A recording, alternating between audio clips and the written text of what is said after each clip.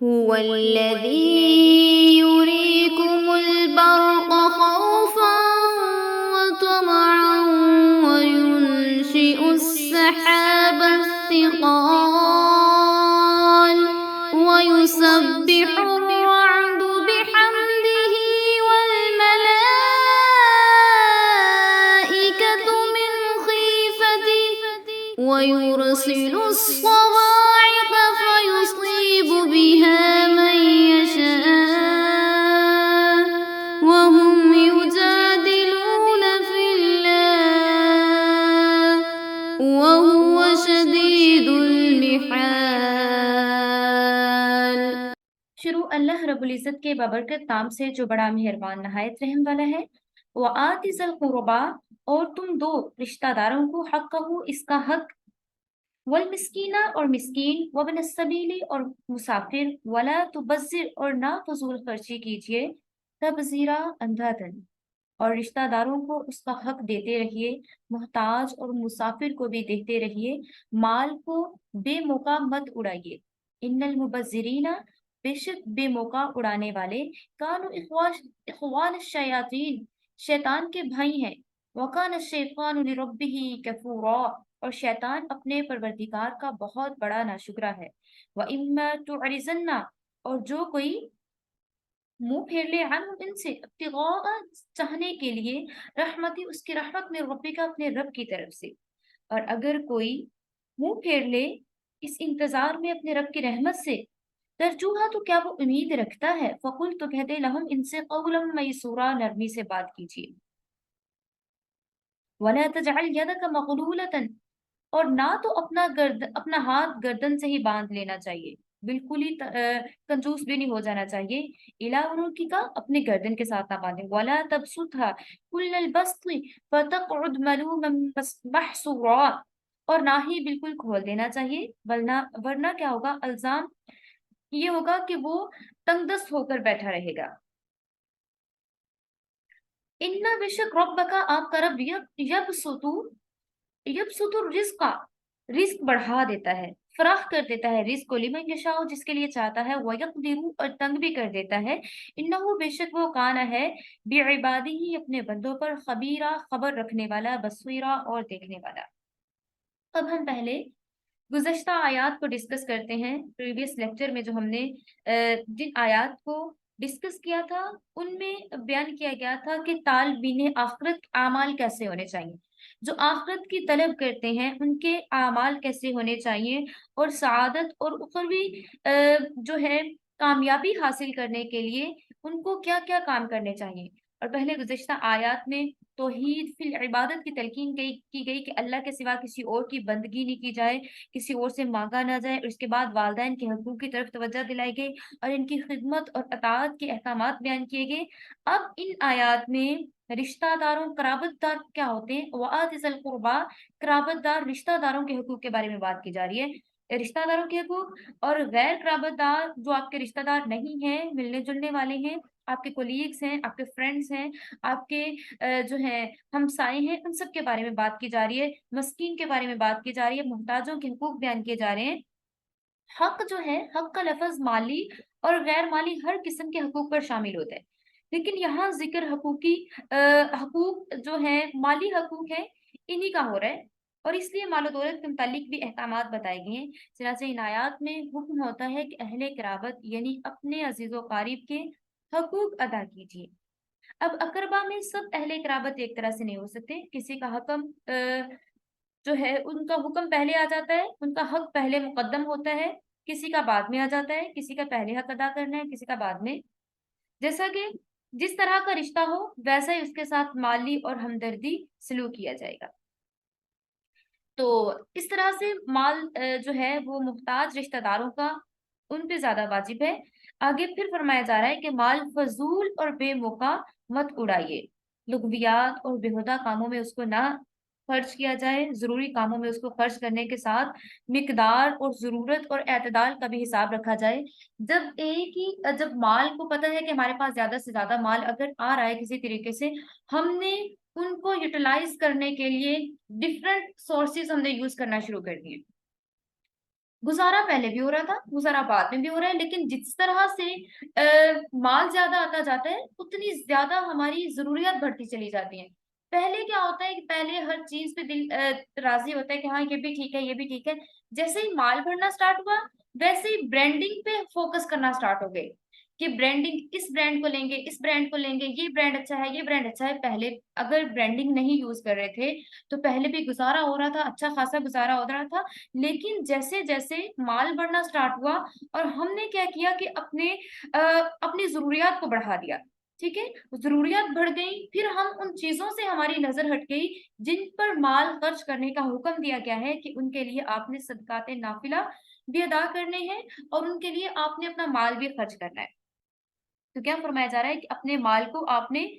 जरूरत के मुताबिक इस्तेमाल करना है और एतदाल के साथ उसको रखा जाएगा। माल अल्लाह ताला की बहुत बड़ी नेमत है जिससे इबादत में दिल जमी हो और बहुत सी इस्लामी खिदमात और नेकियां कमाने का मौका भी मिलता है। इसको बेजा उड़ाना नाशुक्री है। और इसी तरह से एक हदीस का मफहूम है कि लेने वाला हाथ बेहतर है देने वाले हाथ से, ऊपर वाला हाथ बेहतर है नीचे वाले हाथ से। तो जो देने वाला होता है, अगर मालदार हैं, देने वाले हैं, उस हाथ को पसंद किया गया है बनिस्बत उस हाथ के जो कि नीचे से फैला हुआ होता है। तो अब जो हाथ नीचे से फैला हुआ है उसको नापसंदीदा कहा गया है। तो इसलिए वो हाथ ज्यादा बेहतर है, वो हाथ ज्यादा पसंदीदा है जो कि देने वाला हाथ होता है। इसलिए जो माल है वो अल्लाह रब्बुल इज्जत की अमानत है। जब आपको अल्लाह रब्बुल इज्जत ने अता फरमा दिया, इसको बेजा उड़ाना नाशुक्री और आदमी नाशुक्री करके शैतान की मुशाबा हो जाता है। जिस तरह शैतान ने अल्लाह की बख्शी हुई कुव्वतों को असियान जलालत में खर्च किया, इसने भी अल्लाह ताला की दी हुई नेमत को नाफरमानी में उड़ाया। और इंसान की मजम्मत इससे बढ़ के और क्या हो सकती है कि शैतान मरदूद से उसकी तशबीह दी जाए। और अक्सर औकात ऐसा भी होता है कि अक्सर माएँ बड़े प्यार से बच्चों को कह रही होती हैं, बड़ा शैतान है ये तो। और उस टाइम पे जितना शैतान खुश हो रहा होता है, उस टाइम पे उसकी जितनी खुशी का आलम होता है कि अपने बच्चों को मेरे साथ तशबीह दी जा रही है। और अल्लाह ताला ने फरमाया है, इन्नल मुबज्जिरीन कानू इख्वान शयातीन, और जो बेजा माल को खर्च करने वाले हैं वो शैतान के भाई हैं। और शैतान के साथ तशबीह देना, अब इसमें इस चीज को शैतान के साथ मीन्स के नापसंदीदा करार दिया गया है ना। जो बेजा माल को खर्च करते हैं वो नापसंदीदा है, फिर उनको शैतान का भाई करार दिया गया है। और हम बड़े प्यार से अपने बच्चों को कह रहे होते हैं कि ये तो बड़ा शैतान है, ये बहुत नौटी है, ये नौटी कह लें चले, शरारती हो जाएगा। लेकिन जो कहा जाता है ना ये तो बड़ा शैतान है, उस टाइम शैतान को जितनी खुशी होती है, जितना वो जश्न मनाता है कि हाँ अपने बच्चों को मेरे साथ तशबीह दी जा रही है कि ये अगर एक्टिव है, शरारतें करता है, तो ये शैतान के बराबर है, ये शैतान जैसा है। अल्लाह ताला हमें मुआफ फरमाए, हमें मुंह से सही कलमात निकालने की तौफीक अता फरमाए। ठीक है, तो इसलिए कहा फिर इसके अलावा ये है कि अल्लाह ताला ने फरमाया कि आपको जो भी रिस्क दे दिया गया है, आपने उसको किस तरीके से खर्च करना है, उसकी आपने ना तो बहुत ज्यादा फजूल खर्ची करनी है और ना ही आपने अपना हाथ गर्दन से बांध लेना है और ना ही उसमें बहुत ज्यादा कंजूसी करनी है। फिर इसके बाद ये है कि नरम और मीठे तरीके से आपने बात करनी है और आपने हकदारों का हक अदा करना है। और इसके अलावा जब वो लोग जिनका हकदार होना अभी मैं आपके साथ शेयर कर चुकी हूँ, और अगर आर्जी तौर पे आप उनकी हेल्प नहीं कर सकते तो उन्हें आपने बड़े तरीके से माजरत कर देनी है कि आपकी अल्लाह ताला मदद फरमाएगा। और ना तो उनके साथ सख्ती से बात करनी है, ना बद इखलाकी से उनको जवाब देना है। अगर कोई मांगने आ जाता है तो उसकी आपने इस तरह से मतलब उसके साथ बात नहीं करनी।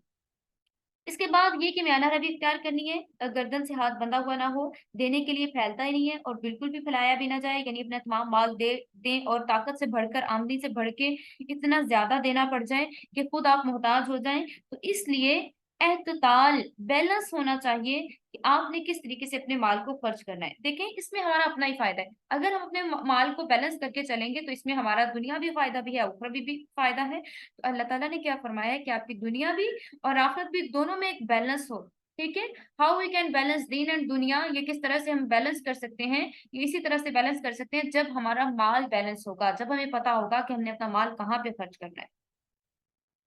इसराफ भी नहीं करना। ठीक है, बेजा आपने माल को ऐसी चीजों पे भी खर्च नहीं करना जो कि आपके लिए बहुत ज्यादा कहें कि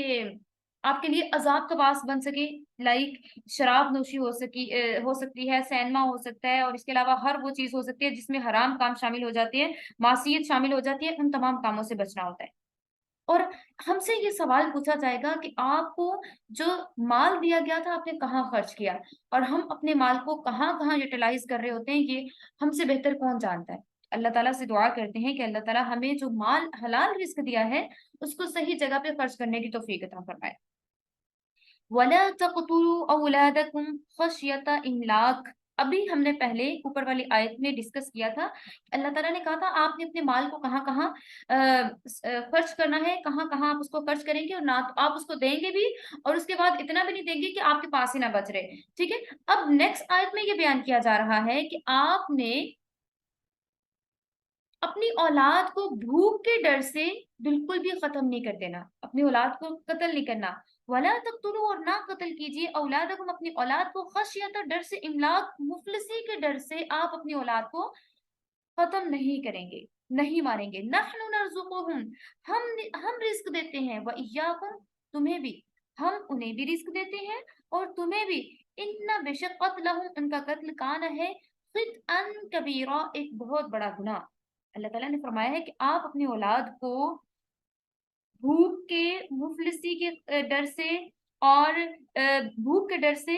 نہیں قتل کریں گے، کیونکہ ہم ان کو بھی رزق دیتے ہیں اور بے شک ہم آپ کو بھی رزق دیتے ہیں۔ ان قتلهم كان خطئا كبيرا، اور بے شک ان کا قتل کرنا ایک بہت بڑا گناہ ہے۔ ولا تقربوا الزنا انه كان فاحشا وساء سبيلا، اور زنا کے پاس بھی نہ جاؤ، بے شک وہ بہت بڑی بے حیائی ہے اور بہت بری راہ ہے۔ اب ان آیات میں اس چیز کی طرف توجہ دلائی جا رہی ہے۔ سب سے پہلے ہم زمانہ جاہلیت کی بات کی طرف چلتے ہیں کہ ایام جاہلیت میں عرب کے بعض قبائل میں دستور تھا کہ اپنی بیٹیوں کو پیدا ہوتے ہی قتل کر دیا کرتے تھے، اور اس کا سبب کیا ہوا کرتا تھا؟ افلاس، بھوک، اور اس کے علاوہ یہ بھی تھا کہ اگر کوئی مینس کے مال ہے یا زمین ہے، جائیداد ہے، اس میں سے بیٹیوں کو حصہ نہ دینا پڑ جائے۔ عرب میں تجارت کے ذرائع محدود، زراعت کی کمی، صنعت کا فقدان، اس لیے عموماً معاشی پرورش یا پھر اس طرح سے مینس کے پرورش، بچوں کی پرورش میں بھی اچھی خاصی ان کو ایفرٹ کرنا پڑتی تھی، ٹھیک ہے۔ اور ظاہر ہے کہ ان ذرائع معاش میں کیا وسعت ہو سکتی ہے، اس لیے کھانے پینے کی عموماً تکلیف رہا کرتی۔ پیدائش اولاد میں بیٹوں سے چونکہ یہ ہے کہ وہ کما سکتے تھے، اور لڑکوں کی پرورش تو عرب کے جاہل بھی بخوشی گوارا کر لیا کرتے تھے کہ ظاہری بات ہے یہ بڑے ہوں گے، ہمیں کما کے کھلائیں گے، مگر لڑکیاں یہ کام نہیں کر سکتی، تو محض ان کے لیے ایک بار بنتی تھی، ایک کہہ لیں کہ ان کے اوپر ایک بوجھ کی طرح سے ہوا کرتی تھی۔ اس لیے ان کی کفالت اور پرورش کو ناقابل برداشت جانتے تھے، اور اسی مصیبت کو دور کرنے کے لیے انہوں نے یہ ایک تدبیر نکالی کہ پیدا ہوتے ہی لڑکی کو قتل کر دیا کرتے تھے۔ تو اسی طرح سے قرآن پاک کی سورہ جو ہے تکبیر، اس میں کہا گیا ہے بِأَيِّ ذَنبٍ قُتِلَتْ، اور بیٹی جو ہے جس کو زندہ گاڑا کیا ہوگا یا زندہ قتل کیا ہو گیا ہوگا، وہ قیامت والے روز سوال کرے گی بِأَيِّ ذَنبٍ قُتِلَتْ، مجھے کس جرم میں قتل کیا گیا، مجھے کس جرم میں مارا گیا۔ تو اللہ تعالیٰ نے یہاں پہ یہ فرمایا ہے سورہ بنی اسرائیل میں کہ آپ نے اپنی اولاد کو اس ڈر سے نہیں مارنا کہ ہم یہ بھوکے رہ جائیں گے، ان کو رزق نہیں ملے گا۔ رزق آپ کو بھی ہم نے عطا کیا ہے اور ان کو بھی ہم ہی رزق عطا کریں گے، اور بے شک اگر آپ ان کو قتل کریں گے تو یہ ایک بہت بڑا ظلم ہے۔ قرآن پاک نے اس کی ممانعت فرمائی ہے اور حکم دیا کہ آپ نے اپنی اولاد کو قتل نہیں کرنا، یعنی وہ تمہاری اولاد ہے، تمہارا خون ہے، تمہارا جگر ہے، ایسی سنگ دلی بالکل بھی اختیار نہ کریں۔ رہا افلاس کا خوف، بھوک کا خوف، رزق کا خوف، تو وہ اللہ تعالیٰ آپ کو عطا کریں۔ اولاد کے رزق کی آپ کیوں فکر کرتے ہیں؟ اللہ تعالیٰ آپ کو روزی بھی دینے والا ہے اور آپ کی اولاد کو بھی دینے والا ہے، یہ فکر تو اللہ کو ہونی چاہیے۔ رزاق اللہ ہے، اور یاد رکھیے قتل اولاد زبردست گناہ ہے، اس کا مواخذہ بہت سخت ہوگا۔ اور اسی طرح سے حضرت عبداللہ بن مسعود رضی اللہ تعالیٰ عنہ فرماتے ہیں کہ میں نے عرض کیا اے اللہ کے رسول، سب سے بڑا گناہ کون سا ہے؟ ارشاد فرمایا اللہ کا ہمسر قرار دینا، یعنی ایک تو شرک کرنا، اور اس کے بعد اللہ نے آپ کو پیدا کیا ہے، اور اس کے علاوہ عرض کیا کہ اس کے بعد کیا ہو سکتا ہے؟ ایک تو آپ نے بتا دی نا کہ شرک ہوتا ہے کہ اللہ کے برابر کسی کو قرار دینا کہ جس نے آپ کو پیدا کیا ہے، تو اس کے بعد دوسرا گناہ بڑا کیا ہو سکتا ہے؟ تو رسول اللہ صلی اللہ علیہ وآلہ وسلم نے فرمایا اولاد کو قتل کرنا، اس خیال کے لیے کہ وہ آپ کے ساتھ رزق میں شریک ہو جائیں گے۔ اگلی آیت میں فرمایا جا رہا ہے کہ زنا کے پاس بھی نہ جائیے، یعنی زنا کرنا تو بہت سخت چیز ہے، اس کے پاس بھی نہ جائیے، مینس کہ وہ ایسی تمام چیزیں جو کہ زنا کے قریب لے کے جا رہی ہوں ان سے بھی دور رہیے۔ लाइक ऐसे अजनबी औरत की तरफ भी बगैर उज़्र शरई ना देखिए, सबसे फर्स्ट अट्रैक्शन फेस की तरफ हो रही है, ठीक है? तो देखिए ही नहीं, और इसीलिए मैं आप लोगों से कहा करती हूँ कि एक जगह मैंने पढ़ा था कि अगर आप रास्ते में जा रहे हैं और आपने देखा है कि कोई बहुत हैंडसम फीमेल है, फीमेल्स अगर देखते हैं कोई बहुत हैंडसम लड़का है, उसकी तरफ पहली नज़र देखनी है, फ़ौरन अपनी नज़रों को झुका लेती हैं, इस नियत से कि अल्लाह ताला ने इसको मना फरमाया, और उस टाइम पे आप जो भी दुआ करेंगे अल्लाह ताला आपकी दुआ को कबूल फरमाएगा। सेम ऐसा ही बॉयज़ के लिए है, अगर वो किसी अ,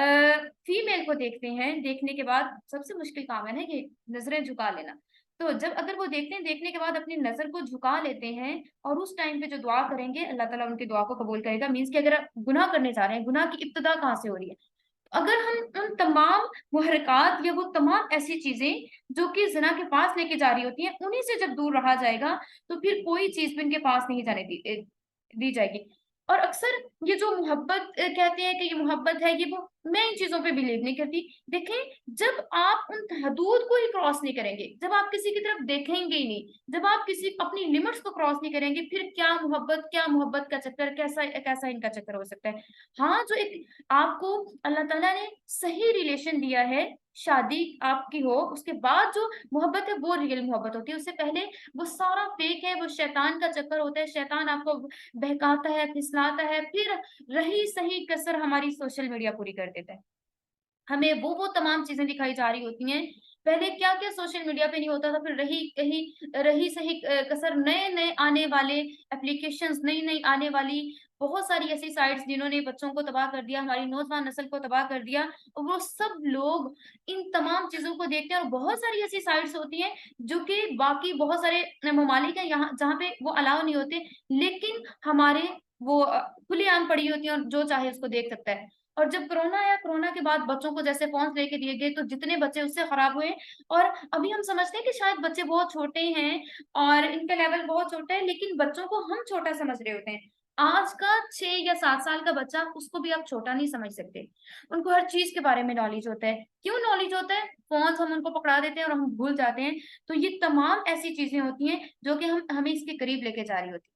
ठीक है? तो इन तमाम चीज़ों से भी दूर रहना। वला तक़रबुज़्ज़िना इन्नहु कान फ़ाहिशा, ज़िना के करीब भी ना जाइए और उन तमाम चीज़ों के भी नज़दीक ना जाइए जो कि इसके रास्ते की तरफ जा रहे हों। ठीक है? और इसी तरह से इनसे हँसी-मज़ाक करना, कोई गैर महरम है उससे हँसी-मज़ाक करना, उससे अपने ताल्लुकात बढ़ाना, और फिर ऐसी कह लें कि मीटिंग्स अटेंड करना या ऐसे कह लें कि पार्टीज़ अटेंड करना, ये तमाम ऐसी चीज़ें हैं जो कि हमें इनके पास लेके जा रही होती हैं। तो अल्लाह ताला ने क्या फ़रमाया है कि या फिर बेहिजाबी कह लें, बेहयाई कह लें, या फिर हमारी ड्रेसिंग ऐसी कह लें, और या हमारी कह लें कि लिबास हमारा ऐसा होता है जिसकी वज़ह से किसी को गुनाह की दावत मिलती है, तो ये तमाम चीज़ों के नज़दीक नहीं जाना है। तो अल्लाह ताला क्या फ़रमाता है कि आपने इन तमाम चीज़ों के नज़दीक भी नहीं जाना, ये तो बहुत दूर की बात है कि ज़िना, ठीक है? तो ये शरीयत इस्लामी है जिसने हर तरीके से आपको बताया है कि आपने ज़िंदगी कैसे गुज़ारनी है, और इसके लिए प्रॉपर एक आपको रिलेशन दिया है कि आप जो है, अगर ये प्रॉपर आप रिलेशन लेना चाहते हैं, आपको ये चाहिए फिज़िकल रिलेशन में आप आना चाहते हैं, तो उसके लिए प्रॉपर आपको निकाह करना होगा, प्रॉपर आपको हक महर अदा करना होगा। आपको पता होना चाहिए कि रिस्पेक्ट क्या है, औरत की इज़्ज़त क्या है, औरत को अल्लाह ताला ने कितना मुक़ाम अता किया है। उस मुक़ाम के लिए अल्लाह ताला ने हक महर रख दिया है कि अगर आपको ये फ़िज़िकल रिलेशन करना है, तो उसके लिए आपको पहले हक महर अदा करना होगा। ठीक है? तो कोई ये बेमोल चीज़ें नहीं है। तो अल्लाह ताला ने इनको अनमोल चीज़ें बना दिया, औरतों को अनमोल चीज़ें बना दिया। इस्लाम आया, अल्लाह ने रिस्पेक्ट दी, अल्लाह ने बताया कि औरत का क्या मुक़ाम है, औरत की क्या इज़्ज़त है। औरत को जितने हकूक़ इस्लाम ने दिए हैं, किसी मज़हब ने ना आज से पहले दिए थे, ना दिए हैं। ठीक है? सूरह निसा का नज़ूल हुआ तो औरतों के तमाम हकूक़ जो थे अदा कर दिए गए, और अभी हमारे ऐसे तमाम वो हकूक़ अदा किए जा चुके हैं जो पहले उन हकूक़ पे कभी बात नहीं होती थी, लेकिन फिर भी हमें लगता है कि पता नहीं हमारे वो कौन-से हकूक़ हैं जो दबे हुए हैं, और जब तक हम बेलिबास नहीं होंगे तब तक वो हकूक़ हमारे सामने नहीं आ सकेंगे। अल्लाह ताला हम सबको हिदायत अता फरमाए। अगली आयत की तरफ चलते हैं। वला तक़्तुलुन नफ़्सल्लती हर्रमल्लाहु इल्ला बिल हक़, और जिस शख्स के कत्ल को अल्लाह ने हराम फरमाया है, इसको कत्ल मत करें। वमन कुतिला मज़लूमन, فقد جعلنا لولیہ سلطانا فلا یسرف فی القتل انہ کان منصورا، اور جو شخص ناحق قتل کیا جائے تو ہم اس کے وارث کو اختیار دیتے ہیں، سو اس کو اس قتل کے بارے میں حد سے تجاوز نہیں کرنا چاہیے، شرع سے تجاوز نہیں کرنا چاہیے، انہ کان منصورا، اور وہ شخص طرفداری کے قابل ہے۔ اب کچھ ایسی چیزیں ہیں جو کہ ہماری زندگی میں چل رہی ہیں اور اسلام اور شریعت مطہرہ اور قرآن ہمیں دستور بتا رہا ہے کہ آپ نے زندگی کس طرح سے گزارنی ہے، اور اس سے ہماری آخرت بھی بہترین ہوگی اور ہماری دنیا بھی بہترین ہوگی۔ اب ان آیات نے ان احکامات کو مزید ڈیٹیل سے بیان کیا جا رہا ہے، اور کیونکہ ایام جاہلیت میں عرب میں قتل و غارت گری کا عمومی رواج تھا، اور اس وقت اکثر لوگ نہ تو یہ تھے کہ اگر کوئی قتل کر دیتے اس کو بڑا اعزاز سمجھا کرتے تھے، اس پہ فخر کیا کرتے تھے اور اس پہ قصیدے لکھا کرتے تھے۔ ایام جاہلیت کے عرب کی شاعری کا زیادہ تر حصہ اسی جاہلانہ تفاخر سے بھرا پڑا ہے، اور وہ پھر ایک قتل جو کر دیا کرتے تھے اس پہ ہی نہیں رہتے تھے، بلکہ قاتل کے خاندان اور ان کی جڑوں کو ہلا ڈالنے کی کوشش کیا کرتے تھے کہ اگر کسی کا ایک قتل ہو گیا ایک قبیلے کا، تو ساتھ والے قبیلے نے ان کے 5 10 15 یا پھر زیادہ سے زیادہ لوگوں کو مار ڈالنا ہوتا تھا، اور اس پہ پھر انہوں نے وہ شعر بنانے ہوتے تھے، پوئٹری کیا کرتے تھے۔ قرآن پاک نے ان تمام ناشائستہ حرکتوں کی ممانعت فرما دی ہے اور ناحق قتل کو حرام قرار دے دیا ہے۔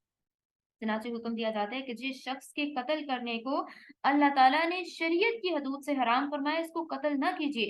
سوائے اس وقت کے جبکہ وہ کوئی شرعی سبب پائے، تب اس کو مینس کہ اس کا کہنے کی بدلہ ہے، لائک اگر کسی نے قتل کر دیا، اگر ایک قتل ہوا تو اس کے قتل کے بدلے میں اسی کا قتل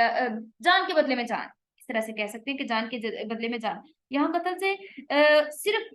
دھار دار آہنی آلہ سے جان لینا مراد نہیں ہے، بلکہ قتل یہاں اپنے وسیع لغوی معنی میں استعمال ہوا اور جان لے لینے کی ہر صورت پر شامل ہے۔ مزید یہاں قتل نفس سے مراد صرف دوسرے انسان کا قتل ہی نہیں ہے، بلکہ خود اپنے آپ کو قتل کرنا بھی اسی حکم میں شامل ہے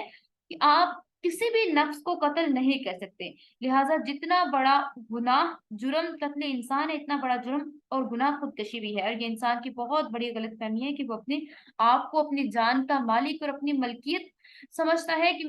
میرا جسم ہے، میری باڈی ہے، میں اس کا جو مرضی کروں، حالانکہ یہ جان اللہ تعالیٰ کی ملکیت ہے، اور ہم اس کو طلب کرنے کا کوئی بھی اس میں حق نہیں رکھتے کہ ہم اس کو قتل کر ہم جو ہے اس کو ختم کریں یا اس پہ کچھ بھی استعمال کریں یا جیسے، ایسا نہیں ہے، بلکہ ہماری باڈی جو ہے وہ اللہ تعالیٰ کی امانت ہے، ہمارا جسم اللہ تعالیٰ کی امانت ہے، اور اس سے بھی منع فرمایا گیا ہے، کوئی اذیت والا کام کرنے سے بھی منع فرمایا گیا ہے، چونکہ قتل انسان بغیر کسی شرعی سبب کے بہت بڑا جرم ہے، اس لیے احادیث میں بھی نبی کریم صلی اللہ علیہ وآلہ وسلم نے اس پر بڑی تنبیہ فرمائی ہے۔ ایک حدیث میں آتا ہے کہ جب دو مسلمان تلوار لے کے مقابلہ کرتے ہیں تو قاتل اور مقتول دونوں جہنمی ہوں گے، تو مسلم ہیں آپس میں لڑ رہے ہیں، دونوں کی ڈیتھ ہو جاتی ہے تو دونوں جہنمی ہوں گے۔ اسی طرح سے اگر کوئی ڈاکو ہے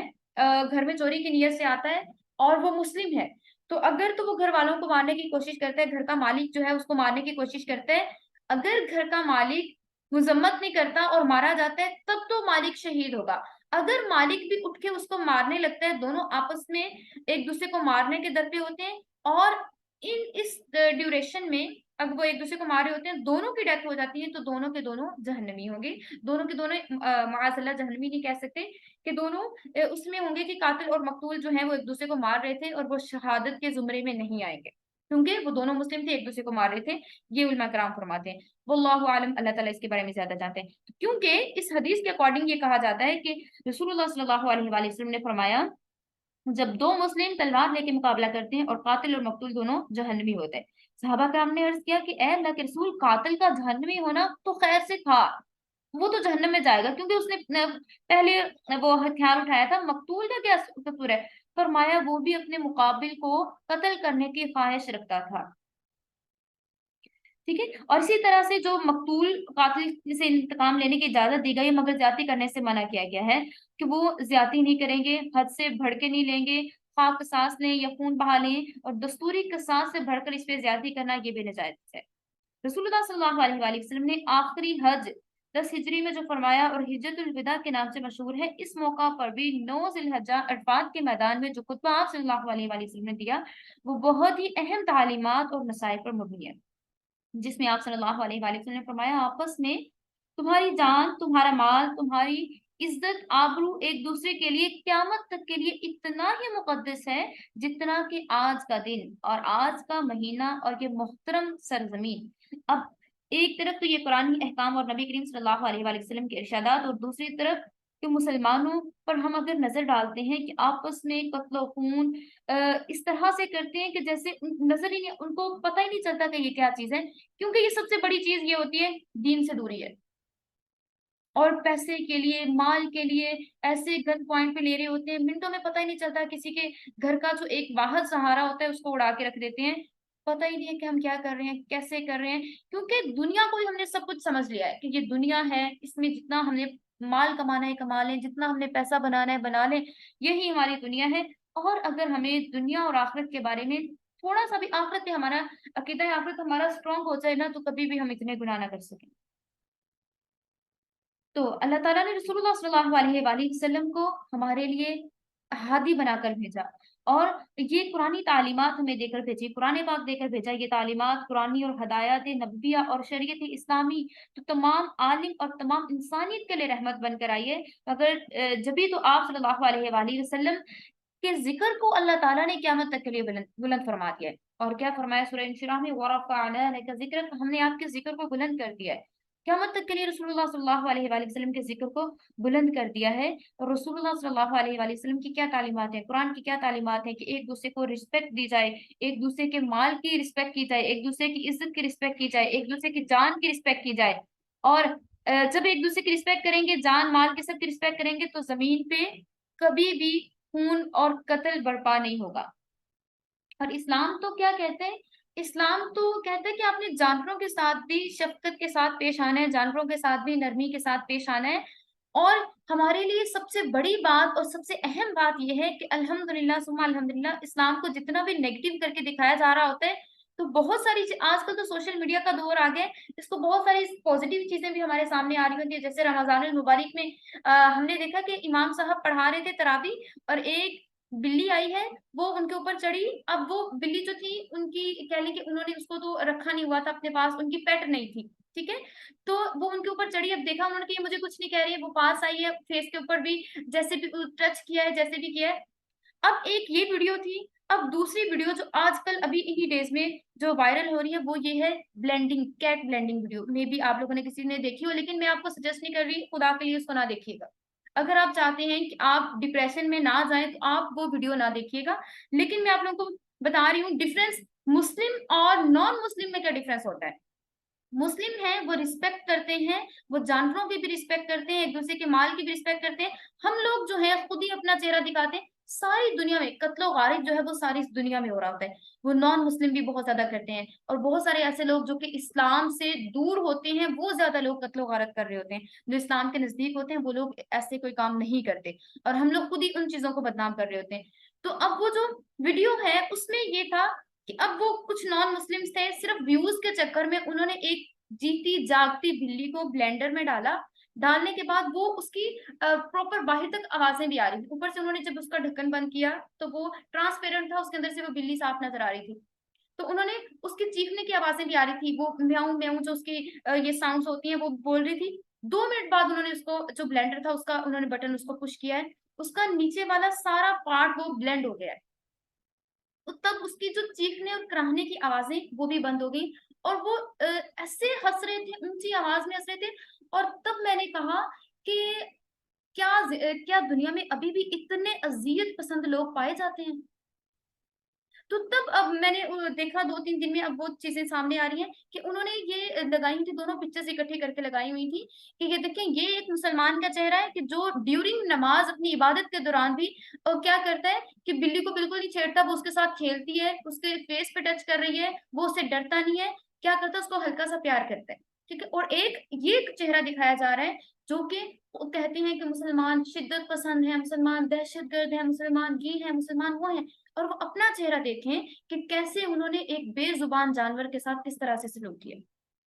اور میں نے وہ ویڈیو پوری نہیں دیکھی، اور صرف یہ تھا کہ میں نے مجھے جب کہا گیا، ناریب حیدر نے مجھے میسج کیا کہ یہ اس طرح سے آپ اس کو دیکھیے، تو میں نے اسے کہا کہ آپ نیکسٹ کسی کو بھی نہ دکھائیے گا، کہ ہم مسلم ہیں، ہمارے لیے ہمارے اندر اتنا نہیں ہوتا کہ ہم ایسے کوئی بھی ویڈیوز دیکھ سکیں۔